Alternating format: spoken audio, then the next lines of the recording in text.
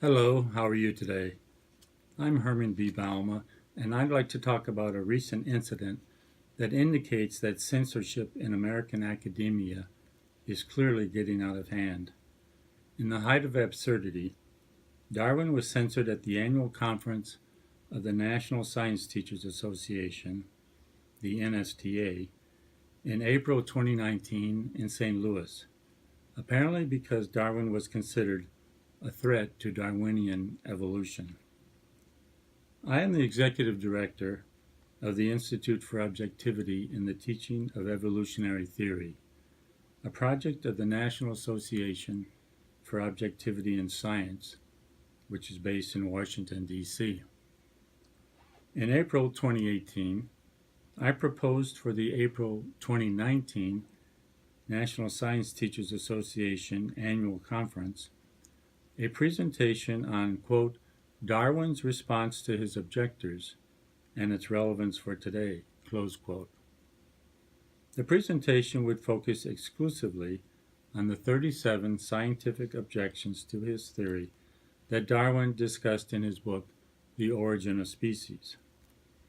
The presentation was approved by the NSTA in November 2018 and was highlighted in pre-conference advertising, listed in the conference brochure, and listed on the conference app.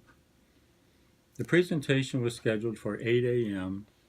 on April 14, 2019, Palm Sunday, in room 232 of the Americas Center in St. Louis. On the morning of April 14, my wife and I got up early and left our hotel at 7 a.m. to make the 20-minute walk to the conference center. That morning it was cold, rainy, and very windy.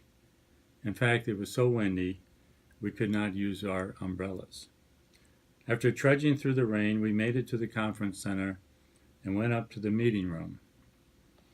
There I met an audiovisual man who helped me connect my laptop to the projector and get my PowerPoint ready.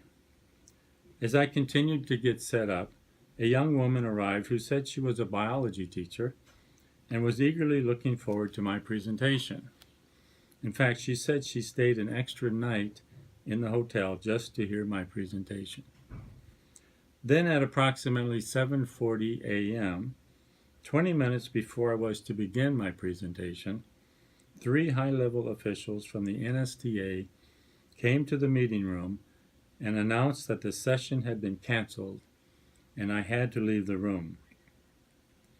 These 3 were Dolores Howard, the conferences director for the NSTA, based in Arlington, Virginia, Mike Sidlowski, conference chair based in Columbia, Missouri, and Eric Hadley, program coordinator based in Florissant, Missouri. Apparently they were worried that my presentation, which was going to focus exclusively on objections considered by Darwin in his book, would endanger Darwinian evolution. They said the decision to cancel my session had been made by NSTA officials the night before when someone at the conference brought the session to their attention. However, who this person was, they were, quote, not at liberty to say, close quote. They also said that an official had looked at the NOW's website and determined that it contained, quote, fake science, close quote. It is not clear what they meant by fake science, since the website focuses on scientific arguments against Darwinian evolution. The website does quote Darwin's statement in The Origin of Species that the first form of life, or the first forms of life, if there were more than one, were produced by the Creator. Thus, if this constitutes fake science, Darwin himself was engaged in fake science. I asked the trio why they hadn't had the courtesy to send me an email the night before to let me know my session had been canceled.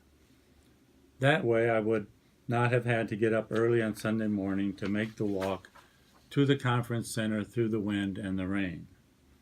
They had no response. I then asked them if I could give the presentation to the biology teacher who had stayed an extra night in a hotel to hear my presentation.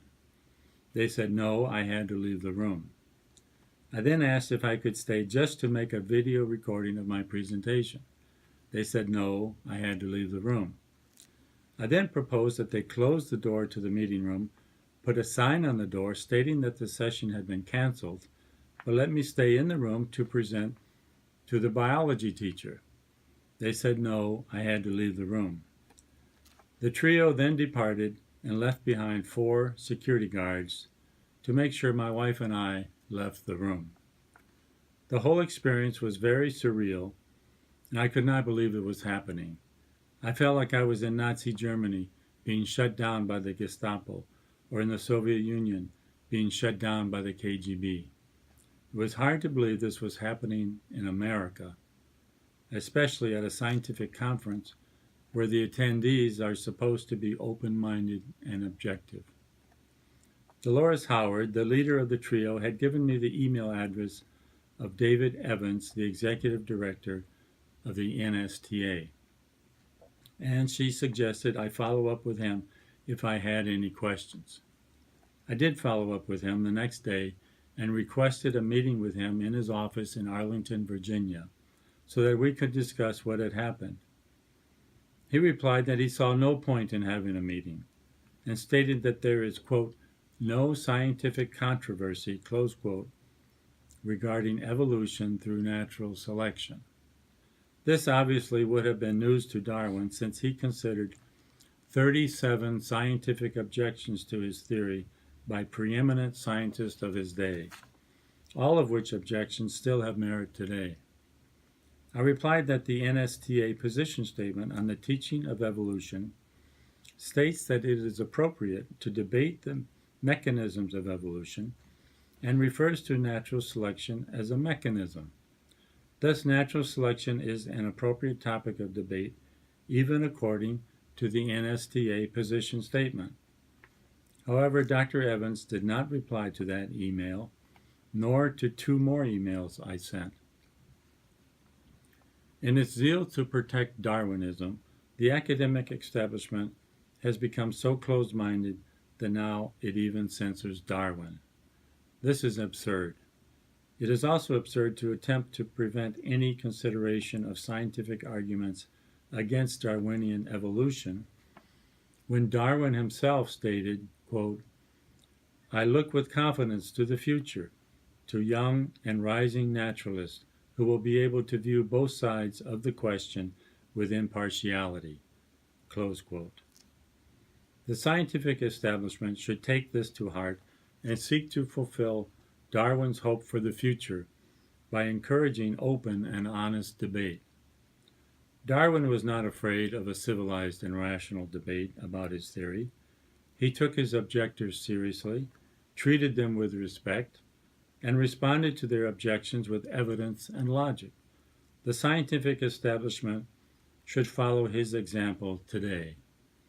If the arguments in favor of Darwinian evolution are so strong, and the arguments against it so weak, what does the scientific establishment have to fear? Thank you very much for watching this video. If you wish to get in touch with me, I can be reached at naos@objectivityinscience.org. That's NAOS@objectivityinscience.org. Thank you very much.